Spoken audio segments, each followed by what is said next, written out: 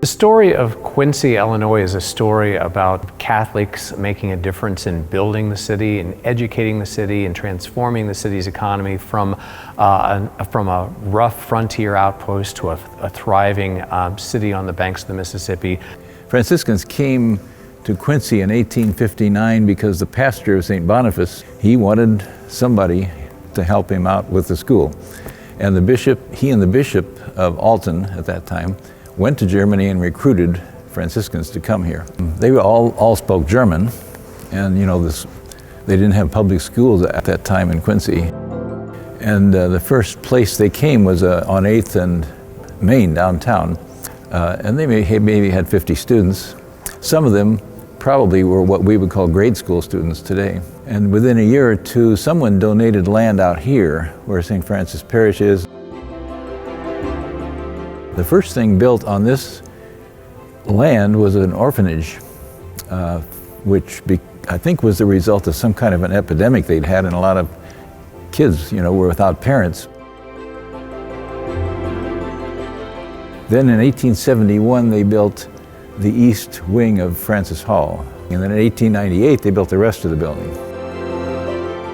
See, the first St. Francis Church was here, and that one has a cornerstone dated 1884. Those 160 years at St. Francis weren't the only Franciscan activity. The Franciscans founded what is now Quincy University and created the only OFM institution in the Midwestern part of the United States. We have so much history of Catholic education here in Quincy. The history is so rich, it's so beautiful, people have so much connection to it. For example, St. Francis, we had 1,000 students in this school at one time. St. Francis created St. Dominic's School to accommodate the fact that there were 1,000 students in this school. So we ran 2 schools as a parish.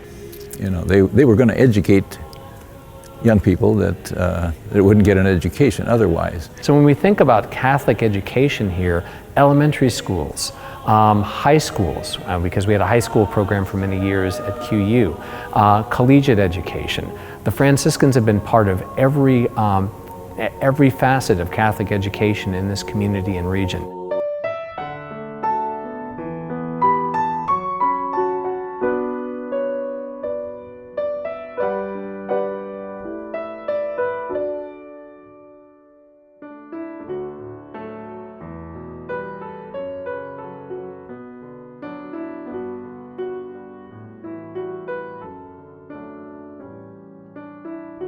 Of course, they also helped out at the churches, not only in Quincy, but in the whole surrounding area. Their presence, they've helped out with masses, they've talked to groups, they're involved in the community, they sit on boards, they sit in committees, and they really interact with the community, with students, and really do make an impact for the whole city of Quincy. St. Francis, one of his teachings was to welcome all people, no matter what. And the Franciscans do that. When you think of the Franciscan tradition, I guess you think of St. Francis. And St. Francis, of course, is almost always pictured with an animal in his arms, a reflection of nature. All creation. St. Francis composed this Canticle of the Creatures, Canticle of the Sun, which has the opening words, Laudato Si. Be praised, my Lord, of all your creature world, through first of all, your brother sun, and so on.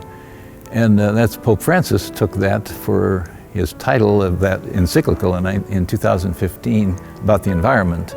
The Franciscans as an order stand out for so many reasons. I mean, the Franciscans arguably saved the church. St. Francis of Assisi completely changed the imagination of what church meant to ordinary people. They were teachers, but they also practice what they taught. We all have to live the gospel in our day the way best we can, so that's what we're doing. One of the things, of course, that's attributed to St. Francis is a quotation that you should preach the gospel, and if you have to, use words. And I think what that tells us, of course, is that the Franciscans teach by example.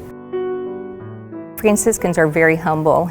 They don't realize how much they impact students. Kindness, humility, gentleness, humbleness, and meekness of spirit. An approach that was all about spreading the gospel and doing it in a way that was almost impossible to criticize. That is one of their major attributes, is their humility. You know, they do so many good things, and they don't really want credit for it. They just want to help. Yeah, we prefer not to be in the limelight that way. Whenever you're in the presence, you just feel a sense of calm and peace, and that's what I want to continue, and I want my children and I know other students do. They just go out and spread peace.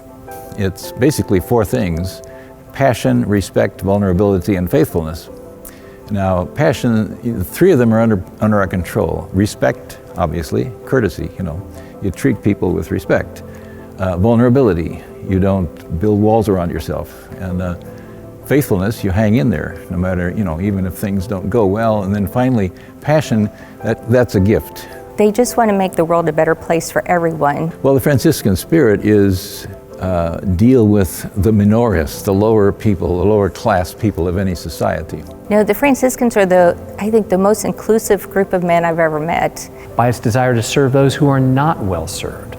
They seem to sense out people who are in need. We keep making an effort now to bring back that spirit. And today we need to meet that same obligation. We will do so in the Franciscan spirit, one that is passionately devoted to uplifting all, giving everyone opportunity, and to doing so in a fundamentally and transformationally Catholic environment.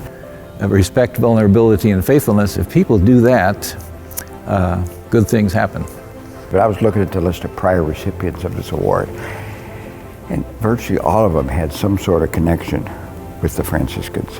I can't imagine a world in which we would have the same Catholic schools in the city without the early and active intervention of the Franciscans who came here in the late 1850s, looked at this city and said, the need here is so great for education that the first thing we build will not be a church, it will be a school.